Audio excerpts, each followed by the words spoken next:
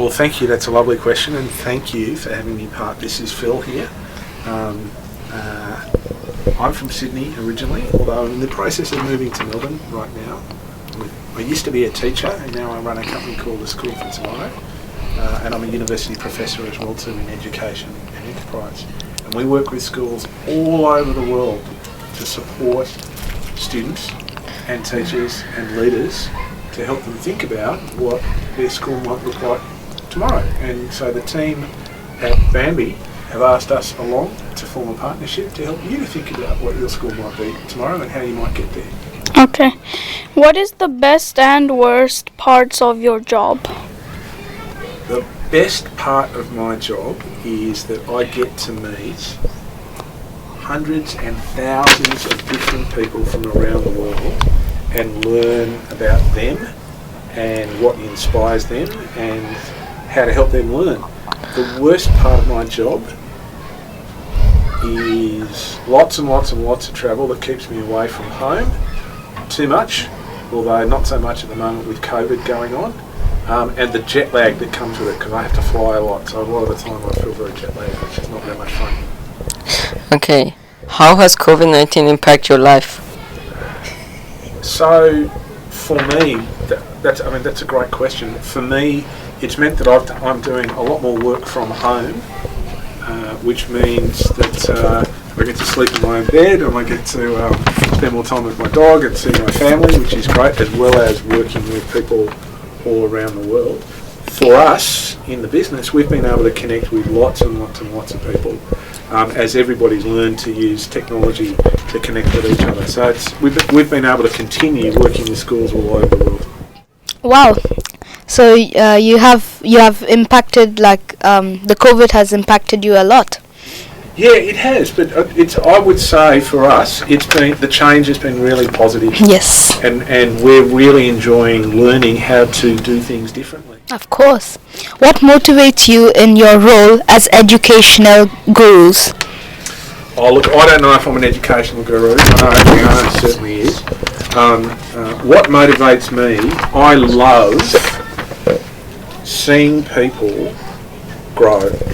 I love seeing people like you guys are right now. You're all smiling and getting into it. You're enjoying what you're doing. So I love seeing people grow and enjoy the process. I love seeing people who thought they couldn't do something come to understand that they can do it and then go and teach that to other people.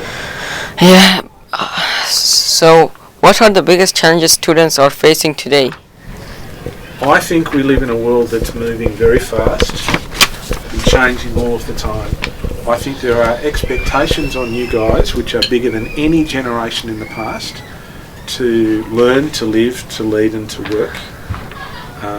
And I think that the challenge of helping you to be the best version of yourself all the time when you will go out of school, I think that's amongst the biggest challenges. But what I do know is that your teachers and your school leaders are working very, very hard to help you be in the best position possible. Okay. How do you think education will change over the next 5, 10 or 15 years? We're going to learn even more ways of connecting with each other all over the world, the way we have in the last year or two because of COVID. And as the technology takes us there, we'll learn how to draw the most out of our learning. We'll also learn better ways to prepare students like you to be good people, to be future builders, to be continuous learners and unlearners, to be solution architects and responsible citizens and team creators. And these are all the outcomes of an education for our time.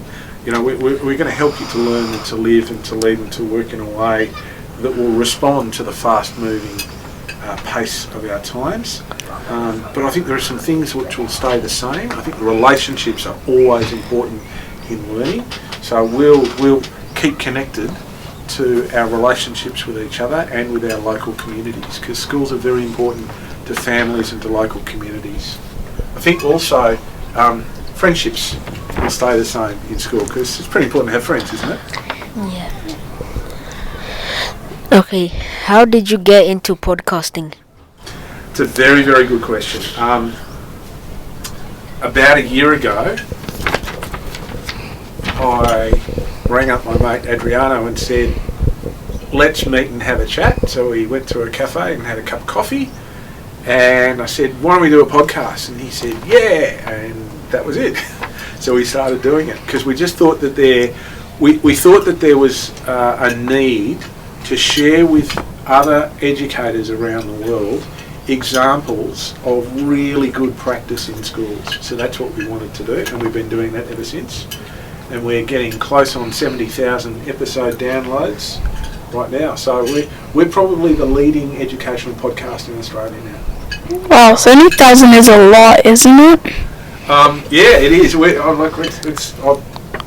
not really quite sure why. I mean, we're called the Game Changers, but that's not. Adriana and I don't see ourselves as the Game Changers. We see our guests as the people who are changing the game of school moving forward.